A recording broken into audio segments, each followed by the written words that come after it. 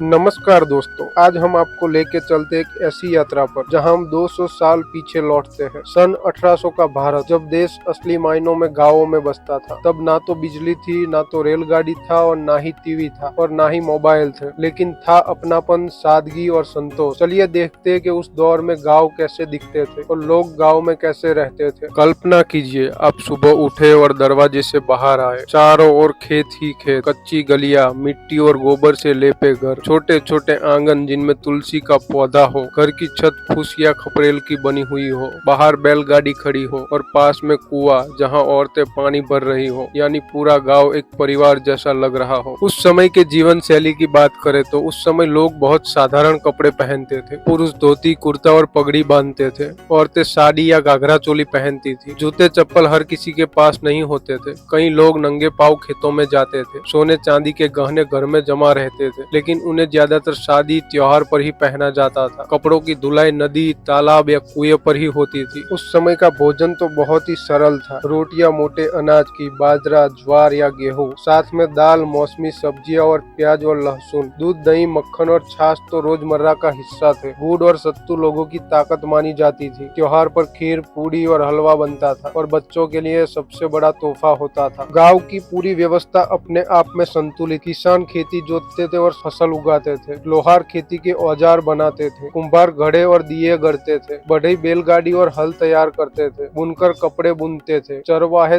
गाय और भैंसे चराते थे। हर पेशा गांव के जीवन का अनिवार्य हिस्सा था। अब आते हैं हम उस समय की महंगाई पर। 1 रुपए में महीनों का राशन मिल जाता था। गेहूं या चावल 1-2 पैसे में किलो मिल जाता था। गुड़ आधे पैसों में मिल जाता था। मजदूरी दिन भर की मुश्किल से 2-3 आना थी। लेकिन ध्यान रहे, उस समय रुपया बहुत कीमती था। ज्यादातर लेन देन अनाज या वस्तु विनिमय से होता था, यानी किसान गेहूं देकर लोहार से हल बनवाया करते थे और दूध देकर बुनकर से कपड़े सिलवाते थे। बेशक उस दौर की जिंदगी बहुत सरल थी, लेकिन कठिनाइयां भी कम नहीं थी। बिजली नहीं थी, रात को दिया या चिराग का सहारा लेना पड़ता था। सड़कें पक्की नहीं थी, बरसात में गाँव कीचड़ से भर जाता था। बीमारियों का कोई इलाज नहीं था, सिर्फ वेद और जड़ी बूटियों से इलाज होता था। एक मामूली बुखार भी कई बार जानलेवा साबित हो जाता था। औरतें कुएं से पानी भरती, लकड़ी लाती और खेतों में भी हाथ बटाती थी, यानी हर दिन संघर्ष से भरा हुआ होता था। अब आती है गांव की सबसे खूबसूरत झलक, त्योहार और रिश्ते। होली पर पूरा गांव रंगों में डूब जाता था। दिवाली पर हर घर दियों से जगमग उठता था। ईद पर सेवैया बनती और हिंदू मुस्लिम मिल बांट कर रहते थे। बैसाखी और मकर संक्रांति पर मेले लगते थे। चौपाल पर रात को ढोलक और हारमोनियम की थाप पर लोकगीत गाए जाते थे। कभी कभी कठपुतली का खेल यानी नौटंकी गाँव में आती और पूरा गाँव ताली बजाता था। उस समय के बच्चों का जीवन बहुत ही अलग था। खिलौने मिट्टी और लकड़ी के, खेल कबड्डी, गिल्ली डंडा, रस्साकसी, तालाब में तैरना, पेड़ों पर चढ़ना और आम तोड़ना उनकी मस्ती थी। स्कूल बहुत कम थे, शिक्षा केवल अमीर घरों तक ही थी। ज्यादातर बच्चे खेतों में परिवार का हाथ बटाते थे। गाँव में बुजुर्ग सबसे सम्मानित होते थे। रात को चौपाल पर बैठकर वे कहानियां सुनाते थे। रामायण, महाभारत, लोक कथा और पुराने किस्से। यही था बच्चों का मनोरंजन और शिक्षा दोनों। गाँव का हर बड़ा आदमी बच्चों को बेटा कहकर पुकारता था और हर बच्चा हर बड़े को चाचा, काका या दादा कहता था। उस समय की सोच में भले ही अंधविश्वास थे, लेकिन साथ ही गहरी मान्यता और संस्कार भी थे। अतिथि को देवता माना जाता था। गाँव का हर फैसला पंचायत में होता था। मदद करना धर्म माना जाता था और सबसे बड़ी बात, लोग की इच्छाएं सीमित थी, इसलिए संतोष ज्यादा था। तो दोस्तों,